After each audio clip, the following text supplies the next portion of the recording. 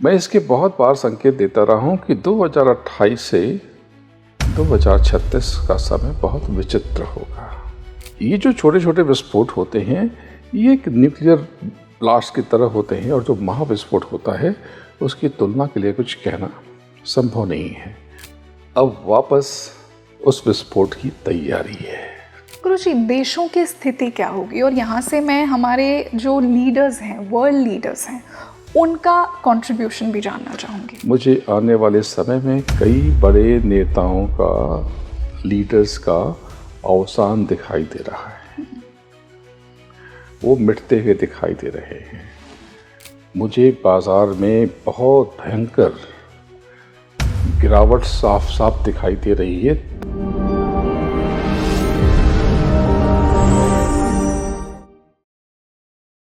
NBT astro के सभी viewers को रंगोली शर्मा का नमस्ते। देखिए, जब देश दुनिया में इतना कुछ हो रहा होता है, हम सबके मन के अंदर एक भय होता है कि आगे क्या, आने वाले सालों में क्या होने वाला है। हम सब कहीं ना कहीं ये पढ़ते हैं कि एक नए युग की शुरुआत होने वाली है, एक नए समय की ओर हम मूव कर रहे हैं, न्यू वर्ल्ड ऑर्डर। आज के जो मेरे गेस्ट हैं उन्होंने मुझे कहा है बहुत कुछ विचित्र घटनाएं होने वाली हैं दुनिया में आने वाले कुछ सालों में, स्पेशली जो ये टाइम पीरियड है 2026 से 2038 के बीच का। बहुत कुछ होने वाला है। क्या कुछ होगा, भारत के लिए क्या होगा, पूरे विश्व के लिए क्या होगा। आज हमने कुछ ऐसे प्रेडिक्शंस के, कुछ डिवाइन मैसेजेस की बात की है। आज मैं आपके लिए एनबीटी एस्ट्रो पर एक ऐसा डिस्कशन लेकर आई हूँ जिसे सुनकर हम सभी उस फ्यूचर में ट्रांसपोर्ट होंगे। तो चलिए, आपको लेकर चलती हूँ मैं इस अद्भुत यात्रा पर। और इसी यात्रा के लिए आज हमारे साथ जुड़े हैं स्पिरिचुअल गुरु सदगुरु श्री दयाल जी महाराज on NBT astro. Guru ji, NBT astro में आपका बहुत बहुत स्वागत है। बहुत बहुत धन्यवाद रंगोली जी। आप सबको बहुत आशीर्वाद, आपको और आपके देखने और सुनने वालों को। नवभारत टाइम्स बहुत अनोखा काम कर रहा है और मैं इस परिवार से लगभग 20 सालों से जुड़ा हुआ हूँ। बहुत कुछ मैंने लिखा है इस अखबार के लिए और बहुत कुछ कहा है, बहुत कुछ आप सबके साथ किया है। तो आइए आज एक नया दरीचा खोलते हैं, नए आसमान की तलाश करते हैं, नए समंदर में पैठ लगाते हैं और वक्त के समंदर की गहराइयों से कुछ अनोखे मोती चुनकर लाते हैं। बिल्कुल गुरुजी, मैं बहुत ही एक्साइटेड हूँ आज के इस डिस्कशन के लिए और हमारे व्यूअर्स भी।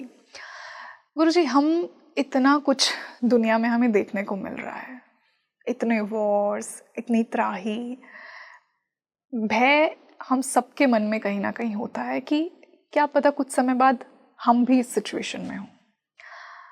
आज मैं आपके थ्रू कुछ ऐसे डिवाइन मैसेजेस पर बात करना चाहूँगी जो कॉमन, अगर लैंग्वेज में मैं उन्हें कहूँ, प्रेडिक्शंस जो आपको डाउनलोड हुए हैं आने वाले कुछ समय के लिए, आने वाले कुछ सालों के लिए। ऐसा कहा गया है कि 2026 के बाद के कुछ वर्ष बहुत ही सिग्निफिकेंट रोल प्ले करेंगे पूरी दुनिया के लिए। एक कॉस्मिक शिफ्ट, एक ब्रह्मांडीय शिफ्ट हम सबको एक्सपीरियंस करने को मिलेगा। क्या है वो कॉस्मिक शिफ्ट वास्तव में आपके अनुसार? दुनिया आज इस डायरेक्शन में, दिशा में बात कर रही है, लेकिन नवभारत टाइम्स के जो सुधी पाठक हैं उन्हें इसका अंदाज़ा बहुत पहले से है, क्योंकि ये सारी चर्चाएं हमने बहुत पहले कर ली थीं।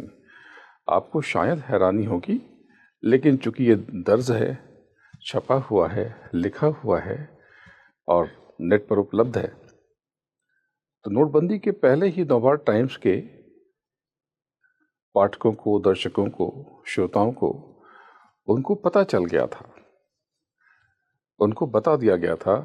मैंने अपने वार्षिक प्रेडिक्शंस में बहुत बार इसका जिक्र किया। मैं इसके बहुत बार संकेत देता रहा हूं कि 2028 से 2036 का समय बहुत विचित्र होगा। ज्योतिषी गणना अलग है, लेकिन ज्योतिषी गणनाएं ग्रह नक्षत्रों पर आधारित हैं। ये ग्रह भी किसी की चारों तरफ परिक्रमा कर रहे हैं, पूरी आकाशगंगा परिक्रमा कर रही है। ग्रहों का गोचर होगा या हुआ या होने वाला है, लेकिन ये गोचर कैसे होता है, ये गोचर क्यों होता है, इसके पीछे रहस्य क्या है? दरअसल पूरी कायनात ट्रेवल कर रही है, पूरा ब्रह्मांड अपना विस्तार कर रहा है, गतिशील है। दिशा का मतलब क्या है? सूर्य के चारों तरफ परिक्रमा नहीं, सूर्य भी किसी की परिक्रमा कर रहा है, और वो जिसकी परिक्रमा कर रहा है वो भी किसी की परिक्रमा कर रहा है। पूरी आकाशगंगा, समूचा अंतरिक्ष, पूरा ब्रह्मांड, ये सब कुछ गतिशील है। किसके आगे? एक परम चेतना के आगे, जिसका कोई नाम नहीं है। तो संतों ने आध्यात्म में उसे अनामी कहा। ज़रूर आज हम थोड़ी गहरी बात करेंगे, आने वाले समय की नब्ज टटोलेंगे। ये पूरी रचना 4 भागों में विभक्त है। ये जो सृष्टि है, स्थूल जगत, इसको पिंड सृष्टि कहते हैं। पिंड सृष्टि जो कि जल, पृथ्वी, अग्नि, वायु और आकाश से बनी है। इसके ऊपर की जो सृष्टि, उसे लिंग जगत या अंड रचना कहते हैं। वो 17 तत्वों का संसार है। 5 ज्ञानेंद्रियां, 5 कर्मेंद्रियां, 3 गुण और 4 अंतःकरण। इसके ऊपर ब्रह्मांड यानी ब्रह्म का संसार है, ब्रह्मांड, और उसके ऊपर सचखंड है।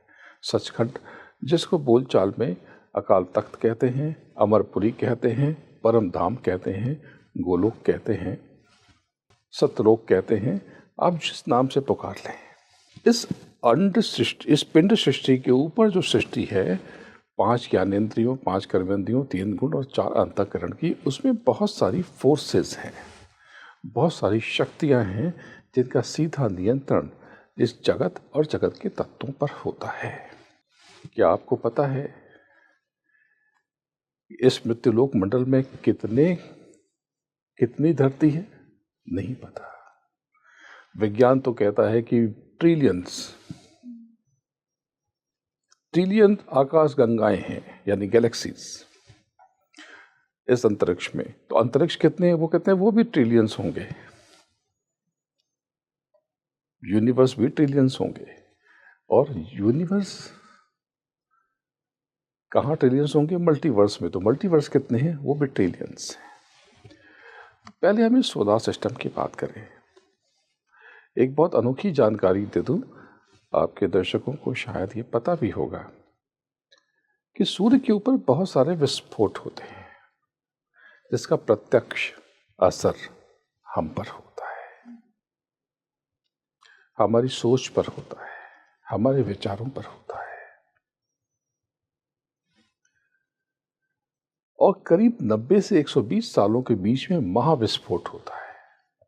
महाविस्फोट, ये जो छोटे छोटे विस्फोट होते हैं, ये एक न्यूक्लियर ब्लास्ट की तरह होते हैं। और जो महाविस्फोट होता है, उसकी तुलना के लिए कुछ कहना संभव नहीं है।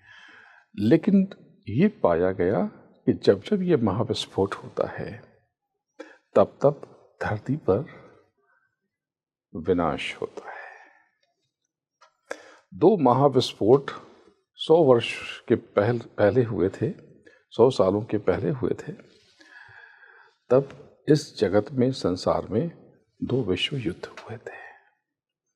इस घटना को लगभग 90-100 साल हो रहे हैं। अब वापस उस विस्फोट की तैयारी है। कब होने वाला है वो विस्फोट? क्रिया चल रही है, विस्फोट शुरू हो चुके हैं। छोटे छोटे और बड़े बड़े धमाके सूर्यमंडल में होने लगे हैं। लेकिन ये विस्फोट, इसकी चाबी कहाँ है? इसकी गुत्थी कहाँ से सुलझेगी?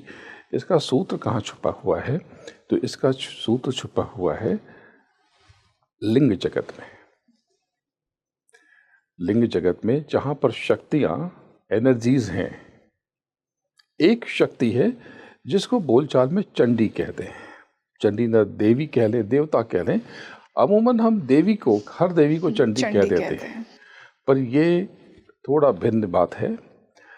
मैं जगदम्बा की बात नहीं कर रहा, एक एनर्जी, एक ऊर्जा की बात कर रहा। ये चंडी अपने हाथ में ज्वाला लेकर निकलती है, और जब जब ये ज्वाला लेकर निकलती हैं, तब तक ये पूरे संसार में विचित्र प्रकार की आर्थिक मंदी देती हैं, बड़े बड़े नेताओं का सफाया कर देती हैं, बड़े बड़े राजपाट का अंत कर देती हैं, और खून खराबा बहुत होता है।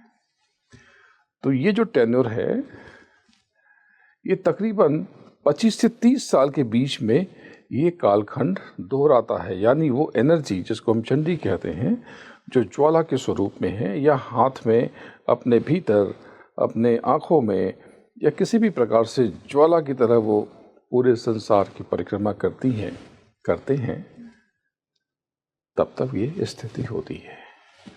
आप पिछले 25-30 वर्षों के पहले का हाल देख लें। पूरी दुनिया भारी रिसेशन से गुजरी है, भारी मंदी से गुजरी है। बड़े बड़े आतंकवादी कारनामे हुए हैं। अमेरिका में ट्विन टावर ढहा दिया गया। हिंदुस्तान में तो लगभग हर 2 महीने पे कोई ना कोई आतंकवादी बड़ी घटनाएं हुआ करती थी। अर्थव्यवस्था पूरे विश्व की चौपट हो रही थी। तो उस एनर्जी ने पूरे संसार का, एक तरह से कह लें बोलचाल की भाषा में, बिल्कुल ऐसा नहीं है लेकिन समझ लें तो, क्रय शक्ति कम कर दी, यानी धन की कीमत में कमी कर दी, यानी धन को साफ कर दिया।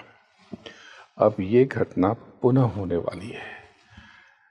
मेरी गणना के हिसाब से जब शनि का गोचर होगा, उसी दरमियान, उसी के आसपास ये चंडी देवता चक्रमण करेंगे, और आने वाले समय में वो देश दुनिया से धन का सफाया कर देंगे, या क्रय शक्ति में कमी कर देंगे, या धन की कीमत को बेकार कर देंगे। आपका धन बहुत खर्च करके भी आप अपने बड़े बड़े काम नहीं कर पाएंगे। गुरुजी, कौन सा गोचर शनि का, कौन सी राशि में, कौन से नक्षत्र में, कब है वो एग्जैक्ट समय आपके अनुसार?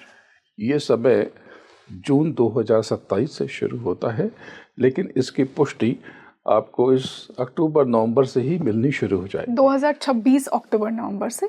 जी, अक्टूबर 2026 से ही के बाद से, यानी नवंबर 2026 से आपको इसके संकेत मिलने लगेंगे। आपने अभी शेयर बाजार में गिरावट देखी, लेकिन बाजार को संभलते हुए भी देखा। ये बाजार की गिरावट नहीं थी, ये महज एक संशोधन था, करेक्शन था। मुझे बाजार में बहुत भयंकर गिरावट साफ साफ दिखाई दे रही है। तहस नहस हो जाएगा। लोग क्या करने के बारे में विचार करेंगे, ये मैं कह रहा हूँ ताकि सनद रहे। इसलिए सतर्क रहें, लोभ में न फंसे, लालच में न फंसे। अपने धन की, अपने आंतरिक सुख चैन की रक्षा आप स्वयं करें। किसी लोभ में न फंसे, कर्म पे यकीन रखें, कर्मों को लेकर सजग रहें। कर्म ही बनाते हैं, कर्म ही डुबाते हैं। कर्म प्रधान विश्व रचि राखा। ये पूरा निज़ाम कर्मों से बना हुआ है, बिंधा हुआ है। आने वाले समय में ऐसी विचित्र विचित्र घटनाएं होने जा रही, या आप चकित रह जाएंगी। इसी दिसंबर में एक गोचर हो रहा है राहु और केतु का। जी, राहु और केतु ये ग्रेविटेशन और लेविटेशन है। अब जो ये गोचर होगा, ज्योतिषी भाषा में बात करें तो ये एक मकर में जाएगा और एक कर्क में जाएगा। जी, दोनों विपरीत ध्रुव हैं। अब यहाँ से शुरू होगा तमाशा। जब राहु मकर में और केतु कर्क में जाएंगे, तब दुनिया को एक तमाशा देखने को मिलेगा। तब ये तमाशा होगा, ऐसा तमाशा कि लोग चकित रह जाएंगे। राहु मकर में जब भी जाता है, शनि की राशि में। राहु क्या है? राहु विचार है, वैचारिक क्षमता है, मस्तिष्क है, बहुत तेज दिमाग है। सूर्य भानु के ये दो हिस्से हैं। जी। जब जब राहु मकर में जाता है, शक्तिशाली लोग और शक्ति की चाहत में पागल हो जाते हैं। धनी लोग और धन चूसने की, कमाने की फिराक में लग जाते हैं, यानी ग्रीड, भूख बढ़ जाती है, लालच, हवस बढ़ जाती है। लेकिन केतु कर्क में है, कर्क इसका स्वामी चंद्रमा है। अब ये मोक्ष की तरफ ले जाता है, वैराग्य की तरफ ले जाता है। ये कमाल की घटना होगी। ये दो बातें कैसे होंगी? बिल्कुल ऐसा ही होने वाला है। कुछ लोगों की आसक्ति जगत की तरफ बढ़ेगी, लेकिन कुछ लोगों के भीतर वैराग्य पनपेगा। यहाँ पर कई सारे संत महात्मा पैदा होंगे, या लोगों के भीतर आध्यात्म के प्रति अद्भुत रुझान जगेगा। गुरु जी, कौन सी होंगी वो सोल्स जो इन दोनों रास्तों को चुनेंगी? ये सब कुछ कर्मों के विधान में बंधा हुआ है। तो सोल का अर्थ यहाँ पर अगर आप राशियों से पूछेंगे तो ये ज्योतिषी चर्चा हम लोग जरूर करेंगे, लेकिन यूं समझ लें कि जिसके पास धन है वो धन की तरफ पागल होगा और वो विनाश की तरफ बढ़ेगा। लेकिन जिसके पास धन की कमी है, या जिसके भीतर धन के अलावा सामाजिक मूल्यों की इच्छा आकांक्षा है, शिक्षा की इच्छा आकांक्षा है, परिवार की सुख शांति की इच्छा आकांक्षा है, उसके भीतर वैराग्य भी आएगा। यानी ये दो ध्रुव बट जाएंगे। समाज में सोशल रिफॉर्मर्स भी पैदा होंगे। गुरु जी, देशों की स्थिति क्या होगी? और यहाँ से मैं हमारे जो लीडर्स हैं, वर्ल्ड लीडर्स हैं, उनका कंट्रीब्यूशन भी जानना चाहूँगी। मुझे आने वाले समय में कई बड़े नेताओं का, लीडर्स का अवसान दिखाई दे रहा है। वो मिटते हुए दिखाई दे रहे हैं। जब जब चंडी देवता निकलते हैं और एक परिक्रमा करने में उन्हें लगभग 3 बरस लगता है, 2.5 से 3 बरस लगता है, पूरे विश्व का नक्शा बदल देते हैं, पूरे संसार का हुलिया बदल देते हैं, नेताओं की शक्ल बदल देते हैं। और ये देखा गया है कि वो जब एक परिक्रमा करते हैं तो अधिकतर सत्ताधीश लोगों के चेहरे बदल जाते हैं। तो पहले के अनुभव से ये ज्ञात होता है कि आने वाले 3-4 सालों में, 5 सालों में पूरे संसार की राजनीति बदल जाएगी, राजनीतिक लोग बदल जाएंगे। ये सारे चेहरे जो आज दिखाई देते हैं, उसमें से 70-80% लोग वो नहीं रहेंगे, या तो वो हाशिए पे चले जाएंगे, उतार के फेंक दिए जाएंगे, या फिर वो हमारे बीच नहीं रहेंगे। ये वही घटना है, ये वही कालखंड है जिसकी मैं बात कर रहा हूँ। हमारे देश में भी कई बड़े बड़े नेताओं को हमें खोना पड़ा, असामयिक मृत्यु से, आतंकवादी घटनाओं से। तो आने वाला समय पूरे संसार के लिए कुछ ऐसी ही चुगली कर रहा है। गुरुजी, आपने एक बात कही हमारे इस वार्तालाप में ही कि 2028 से लेकर 2036 का समय बहुत ही महत्वपूर्ण होने वाला है। क्या इस समय कुछ और दिव्य शक्तियाँ सक्रिय होंगी? क्यों इतना इम्पोर्टेंट टाइम पीरियड है ये? बिल्कुल, ये बदलाव का कालखंड है। इसके लिए मेरे गुरु महाराज ने, परम पूज्य बाबा जय गुरुदेव जी महाराज ने बताया था, बहुत पहले बताया था कि कलयुग में कलयुग जाएगा और कलयुग में सतयुग आएगा। लेकिन जब जब कलयुग में सतयुग जैसा कालखंड आता है, तब तक एक बहुत बड़ा धमाका होता है। इसको कह लें आध्यात्म की भाषा में कि कुदरत का निज़ाम बदलता है और काल और दयाल में यानी नेगेटिव और पॉजिटिव फोर्सेस में टक्कर होती है और बहुत बड़ा सफाया हो जाता है, बहुत बड़ा सफाया हो जाता है। बहुत से ग्रंथों ने बताया है कि कलयुग के 5000 वर्ष के बाद, 5100-200 वर्षों के बाद में ऐसा कालखंड आता है जब काफ़ी समय, बहुत लंबा समय सतयुग जैसा हो जाता है। सतयुग योगी सब विज्ञानी, बहुत सुख शांति का काल सामने आता है। तब लोगों की रुचि आध्यात्म की तरफ बढ़ जाती है, एजुकेशन की तरफ बढ़ जाती है, नई नई चीज़ों की तरफ बढ़ जाती है। लेकिन उसके पहले एक विनाश होता है, वाटर लेवल बढ़ जाता है। जो प्रलय का कॉन्सेप्ट है कुछ कुछ ऐसा ही तो है।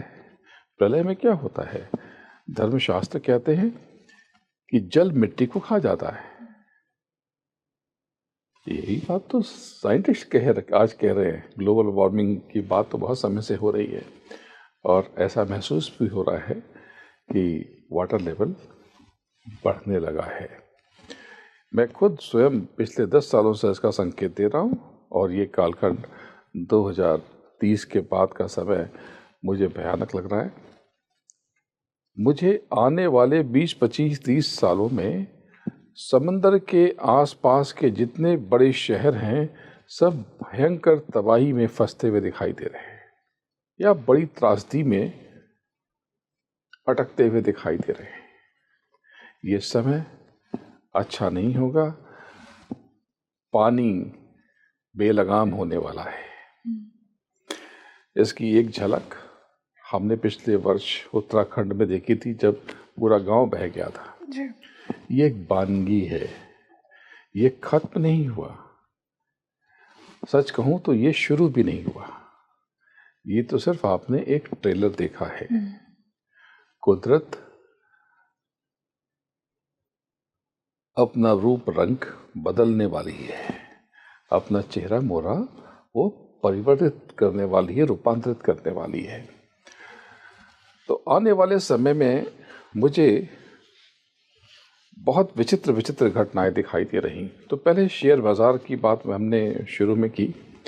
शेयर बाज़ार में थोड़ा उछाल आएगा, उसके बाद बहुत बड़ी तबाही है जो आने वाले 2-3 सालों में आपको नज़र आ जाएगी। जब ये चंडी देवता ज्वाला लेकर निकलेंगे, शेयर बाज़ार कांपता हुआ दिखाई देगा। आज का जो स्तर है आप इसे देख लें, आप हैरान हो जाएंगे। इसके बहुत नीचे खड़ा हुआ दिखाई देगा या इसकी ग्रोथ रुक जाएगी। कीमती धातुएं अचानक से बहुत महंगी हो जाएंगी और अचानक से उनमें भारी गिरावट भी आएगी। कीमती धातु के कारोबारी बेचैन हो जाएंगे। बहुत से लोग अपनी जीवन लीला समाप्त करने के बारे में सोचने लगेंगे। ऐसा दौर होगा जो बड़ा विचित्र होगा, लेकिन इसमें नए नए योद्धा पैदा होंगे, नए नए सम्राट पैदा होंगे, नए नए व्यापारी पैदा होंगे, नए नए उद्योगपति पैदा होंगे, नए नए कारोबार भी पैदा होंगे। कारोबार का तरीका बदल जाएगा। करेंसी आगे अपना रूप बदलती हुई दिखाई दे रही है। बैंकों को लेकर के कोई महासंकट आने वाला है। आप तारीख महीना लिख लीजिए, चंडी देवता क्या करिश्मा करने वाले हैं। मोटा मोटी जो मैं समझ पाता हूँ, महीने 2 महीने का इधर उधर हो सकता है, हेर फेर संभव है। 2029 के आखिरी महीने से लेकर के 2030 का मध्य ऐसी विचित्र परिस्थितियों को जन्म देगा कि लोग शहर जाएंगे, अच्छे अच्छे खिलाड़ी अनाड़ी नजर आएंगे। व्यापारिक और कारोबारी बौद्धिक क्षमता उनकी मलिन हो जाएगी, उनके निर्णय गलत हो जाएंगे, भारी मंदी का सामना होगा।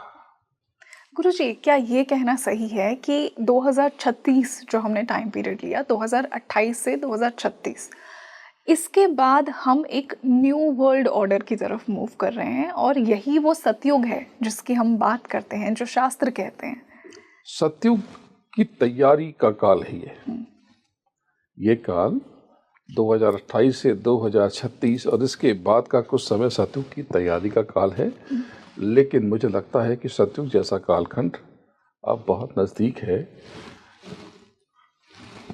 हम लोग में से बहुत लोग उस कालखंड का दर्शन करेंगे, उसको एंजॉय करेंगे, उसको महसूस करेंगे, उसका सुख लेंगे, उसका लाभ लेंगे। लेकिन उसके पहले धरती पर बहुत बड़ा विनाश होने वाला है। आसमान से आग निकलेगी, या वो आग प्राकृतिक होगी या मानव की कारस्तानी, ये वक्त बताएगा। और ये सब 2036 तक हो जाएगा। 2036, 37, 38 आगे पीछे जो भी समझ लें, लेकिन मुझे लगता है कि 2040 के पहले पहले बहुत बड़ा विनाश या बहुत अजीब सा कालखंड दरपेश आएगा। पश्चिमी देशों में ज़्यादा परेशानी होगी,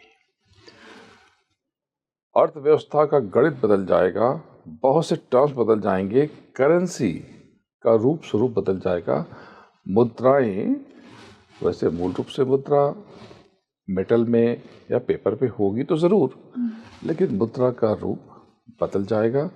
शायद डिजिटल मुद्रा या किसी और फॉर्म में धन रूपांतरित हो जाएगा, परिवर्तित हो जाएगा। तब आप ऐसे अलमारी में धन नहीं रखेंगे, किसी और फॉर्म में रखेंगे, किसी और तरीके से रखेंगे। वो तरीका क्या होगा? डिजिटल कहना अभी सरल लगता है क्योंकि हम यही जानते हैं और यही सुनते हैं। ब्लॉकचेन के बारे में हम जानते हैं, हम और दूसरे चीज़ों के बारे में जानते हैं, लेकिन मुझे और नए नए तरीके आगे इंट्रोड्यूस होते हुए दिखाई दे रहे हैं और नई नई करेंसी के तरीके दस्तक देते हुए महसूस हो रहे हैं। बड़ी अजीब अजीब घटनाएं होंगी, कारोबार के तरीके बदल जाएंगे और कारोबार भी बदल जाएगा। मैं फिर से कहता हूं कि नए नए धन्ना सेठ पैदा होंगे और पुराने जमींदोज हो जाएंगे। गुरुजी, क्योंकि हम ज्योतिष की ही बात कर रहे हैं, एक बहुत ही इंटरेस्टिंग कॉन्सेप्ट अभी हम सब ने सुना होगा, हमारे व्यूवर्स ने बहुत से मेरे खुद के पॉडकास्ट ही देखे होंगे। हमने शनि के परिवर्तन की बात की। गुरु सबसे ज्यादा ब्लेसिंग्स देने वाला प्लैनेट, वो भी अभी अतिचरी चल रहा है। अतिचारी चल रहा है। तो क्या गुरु का अतिचरी होना दुनिया में इतना कुछ एक्टिवेट कर रहा है? मैंने बहुत समय से इसका मैं डंका बजा रहा हूँ और बात कर रहा हूँ, क्योंकि मेरा मार्ग आध्यात्म का है। ज्योतिष में बहुत समय से ज्योतिषी चर्चा का हिस्सेदार बनता रहा हूँ, तो इस लिहाज से मैंने इस साल के शुरू होने से पहले ही बता दिया था। और आपकी जो प्रिंट का अखबार है नवभारत टाइम्स, उस पर मैंने अपने वार्षिक अंक में मैंने लिखा भी है कि अतिचारी गुरु बहुत विचित्र परिस्थितियों का साक्षी बनाएगा। कुछ देशों में भयंकर घमासान मचेगा और विनाश के मुहाने पर हम खड़े नजर आएंगे। वहाँ से हम कुछ समय के लिए लौटेंगे ज़रूर, लेकिन ये शांति लंबे समय तक कायम नहीं रहेगी। ये जो विवाद चल रहा है, इस विवाद में कुछ और देश जुड़ेंगे, कुछ और देश शामिल होंगे। इसका दायरा आगे जाकर के बड़ा होगा, विस्तृत होगा, ये विस्तार लेगा। आगे तबाही बड़ी बड़ी दिखाई देगी। मानव की गलतियों की सज़ा, कुछ लोगों की गलतियों की सज़ा बहुत से लोगों को भोगनी पड़ेगी। वो बहुत अच्छा शेर है कि तारीख की नज़र ने वो दौर भी देखे हैं, लम्हों ने खता की थी, सदियों ने सजा पाई। आने वाले समय में लोगों के घर टूटेंगे, रिश्ते बिगड़ेंगे, संबंध खराब होंगे, आगजनी बहुत होगी। अतिचारी गुरु में बड़े बड़े कारनामे होंगे। जमीन धस जाएगी, पुल टूट जाएंगे, बैठे बैठे ही इमारतें गिर जाएंगी, ये सब अतिचारी गुरु के दौर में आपको दिखाई देगा। लेकिन जैसे ही राहु और केतु का गोचर होगा, स्थिति अजीब सी हो जाएगी। जनता को आराम नहीं मिलेगा, त्राहिमाम करेगी। कुछ लोग बहुत क्रूर हो जाएंगे, क्रूरता की पराकाष्ठा पार करेंगे। लेकिन इसी दरमियान कुछ नए और अलबेले लोगों का प्राकट्य होगा, जन्म होगा। जन्म का मतलब कि अभी जन्म नहीं होगा, वो सामने आएंगे। नए नए रिफॉर्मर्स आएंगे, नए नए सुधारवादी लोग सक्रिय होंगे। राजनीतिक रूप से कोई बड़ा संघर्ष दिखाई दे रहा है। हमने विश्व के कई देशों में और अपने पड़ोस में जेनजी मूवमेंट देखे हैं, आंदोलन। आने वाले समय में विश्व के कई भागों में, कई देशों में जनता का रोष सड़क पर प्रकट होगा और जनता की संपत्तियों का नुकसान होगा, क्षति होगी, हानि होगी। मन बेचैन होगा। छोटी छोटी बातें घर में विस्फोट कर देंगी, बिना बात के झगड़े होने शुरू हो जाएंगे, जो कि अब भी हो रहे हैं। ये अतिचारी गुरु में ये बहुत खूबी है कि बिना बात के हवा में झगड़े शुरू हो जाते हैं। पर गुरुजी, अतिचारी गुरु तो अपने आप में बहुत अच्छा प्लैनेट है ना, फिर भी हमें इतना कुछ क्यों देखने को मिलेगा? जब अच्छा व्यक्ति अपनी दिशा बदल लेता है, जब रक्षक अपनी दिशा बदल लेता है, तो उसे सारे जुगाड़ पता है, सारी टेक्निक्स पता है, तब ये स्थिति परिस्थिति जन्म लेती है। लेकिन दिसंबर के बाद से मुझे कुछ अच्छा होता हुआ भी दिखाई दे रहा है। बहुत से लोग समाज के, राष्ट्र के, विश्व के कल्याण के लिए अग्रसर होते हुए दिखाई दे रहे हैं। आध्यात्मिक लोग फंसेंगे बहुत, लेकिन फंसेंगे बहुत, उनके खिलाफ साजिशें बहुत होंगी और जनता एक कुछ समय के लिए सच मान लेगी। उसे कुछ समय के लिए लोग सत्य मान लेंगे, लेकिन लोगों में आध्यात्मिक मूल्य जागेंगे भी।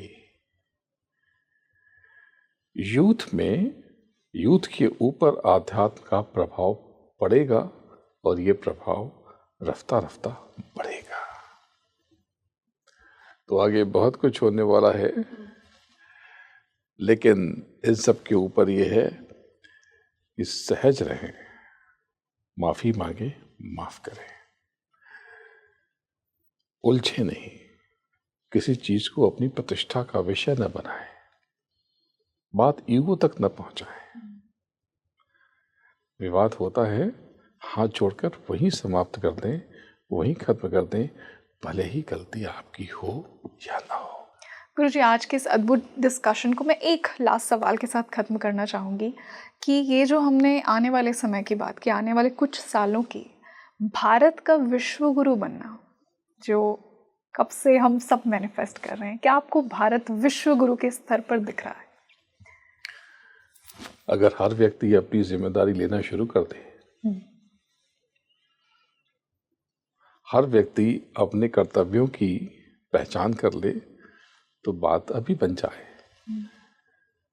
तो जो मैंने बात कही कि नए रिफॉर्मर्स पैदा होंगे, लोगों में जागृति आएगी जरूर, चीजें बदलेंगी।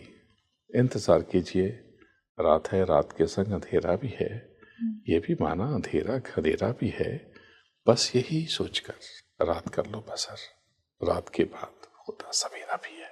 वंडरफुल। तो जरूर वो सुबह आएगी, रोशनी की कोपलें फूटेंगी, नया उजाला होगा, एक अनोखा समाज हमारे सामने आएगा, जो इस समाज से और बेहतर होगा। हम अपनी गलतियों से, पुरानी गलतियों से सीखेंगे और नया कल, सुंदर कल उगाएंगे, नई तस्वीर बनाएंगे, नए फूल खिलाएंगे, दुनिया के, समाज के, राष्ट्र के मानचित्र पे नए रंग भरेंगे।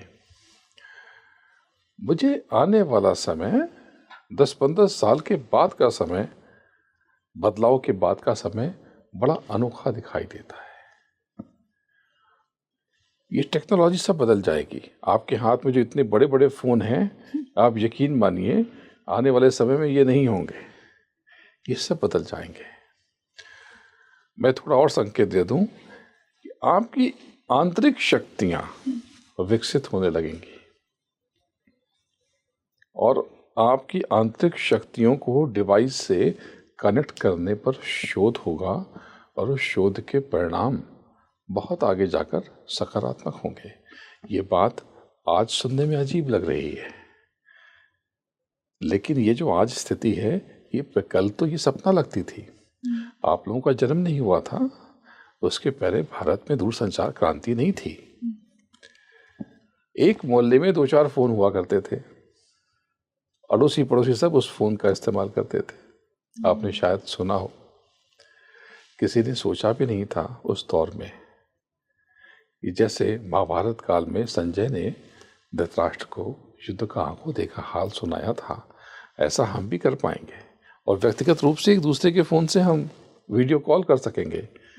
ये तो सोचा ही नहीं था। सोने चांदी में वापस मुझे दम आता हुआ दिखाई दे रहा। इसमें शक्ति का संचार हो रहा है, आगे होगा। लेकिन लोभ में न फंसे, मैं फिर से इसे कहूँगा, क्योंकि आपके प्रारब्ध में जो है वो आपसे कोई छीन नहीं सकता, और जो आपके प्रारब्ध में नहीं है वो कोई दे नहीं सकता। अगर आप धनी बनना चाहते हैं, आप शक्तिशाली होना चाहते हैं, आर्थिक रूप से संपन्न होना चाहते हैं, तो सेवा खूब करें, हेल्प खूब करें, सहायता और मदद खूब करें, लोगों के बारे में सोचें, एक दूसरे का सहयोग करें, सपोर्ट करें। जैसे जैसे आप दूसरों के बारे में, दूसरों को आगे बढ़ाने के बारे में विचार करना शुरू कर देंगे, आपके जीवन में परिवर्तन की लहर उठने लगेगी। बहुत बहुत धन्यवाद गुरुजी आज आपका एनबीटी एस्ट्रो के साथ जुड़ने के लिए, और इतनी हमने गहरी बातचीत, ये वार्तालाप की। और ऐसे डिस्कशंस का इंटेंशन भय पैदा करना तो बिल्कुल भी नहीं है। जब मैं आपके जैसे गुरुओं से ऐसी बातें सुनती हूँ तो कहीं ना कहीं मन के अंदर बहुत पॉजिटिव भी फील होता है कि अच्छा भी होने वाला है, आगे बहुत अच्छा होने वाला है। आगे चीज़ें नई रंगत के साथ, नए हौसले के साथ, नई उड़ान के साथ नजर आएंगी। यही चाहेंगे हम आज के डिस्कशन के बाद। थैंक यू सो मच गुरुजी। आप सबको बहुत बहुत आशीर्वाद, बहुत बहुत धन्यवाद। आभारी हूँ आपका। प्रणाम। जय गुरुदेव, जय जय गुरुदेव। तो आप मुझे कमेंट सेक्शन में बताइए आपको आज का ये डिस्कशन कैसा लगा। देखिए, जब भी हम ऐसे डिस्कशंस करते हैं देश दुनिया के लिए, इनका इंटेंशन आपके मन के अंदर भय पैदा करना नहीं होता। जब मैं ऐसे गुरुओं से बात करती हूँ तो मेरा यही इंटेंशन होता है कि वो सही नॉलेज आप तक पहुँचे। आप मुझे बताइए आने वाले डिस्कशन में मैं और ऐसे कौन से टॉपिक्स पर बात करूँ, और एनबीटी एस्ट्रो पर मैं आपके लिए ऐसे ही गहरे डिस्कशंस लेकर आती रहूँगी। एनबीटी एस्ट्रो के सभी व्यूअर्स को मेरा नमस्ते।